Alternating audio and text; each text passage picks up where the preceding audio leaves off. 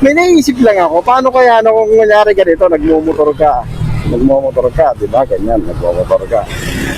Biglang kunyari, pagkaliwa mo dyan, o pagkanan mo dyan, bigla kang napasok sa isang portal, ha?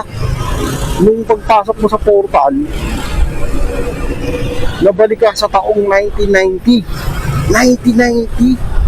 Pero kung ano yung dala-dala mo nung mga oras na yun din ang dala ko pagdating mo ng 1990. May dala kang iPhone, may dala kang cellphone, may dala kang motor na kung ano man dala mong ano bang mga